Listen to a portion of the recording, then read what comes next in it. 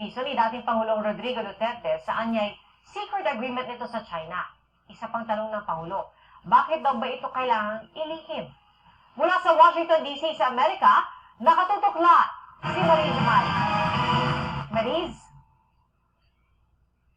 Pia, pasado alas 5:30 na ng madaling araw ngayon dito sa Washington DC at matagumpay ngang nagtapos ang makasaysayang Trilateral Leaders Summit na dinaluhan ni Pangulong Bongbong Marcos, US President Joe Biden at Japanese Prime Minister Kishida Fumio. At samantala, si Pangulong Bongbong Marcos ay kinumpronta naman ang issue kaugnay sa umunoy pinasok na Gentleman's Agreement ng Duterte administration sa China hinggil sa Ayungin Shoal.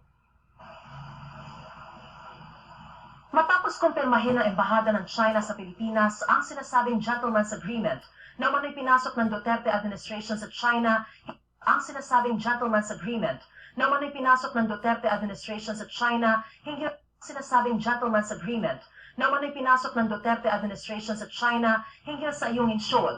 Kabilang sa mga tanong ng Pangulo, ano ba ang pinangako ng Duterte administration sa China? What did you compromise? Ano yung pinamigay ninyo? Bakit nagagalit sa atin ang mga kaibigan natin sa China dahil hindi kami sumusunod? Ano yung ba dapat namin gawin? Anong laman ng secret agreement na yan? Tawag nila sa Gentleman's Agreement. Tawag mo dyan secret agreement. Hindi namin alam. Walang dokumento. ang dating tagapagsalita ni dating Pangulong Duterte ang unang nagbanggit tungkol sa Gentleman's Agreement. Pero nauna nang sinabi ni Duterte na wala silang Gentleman's Agreement at wala siyang anumang isinuko sa China. Sabi pa ni Pangulong Marcos, hindi raw sinabihan ang kanyang administrasyon na mayroong kasunduan na dapat sundan at isikreto sa taong bayan. It was decided in the last administration that we will not record this. We will not announce it to the Filipino people.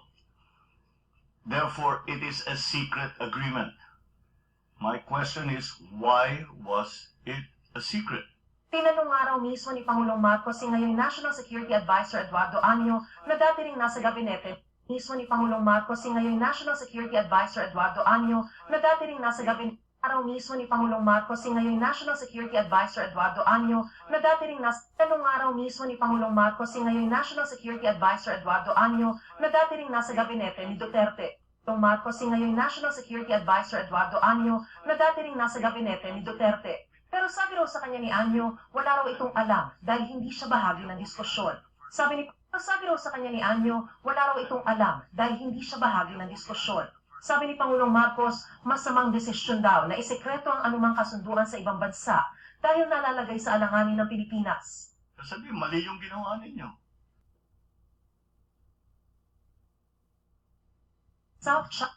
Kaya Because if state should really be known by the people, because if that way you're accountable. kung ano man daw foreign policy ang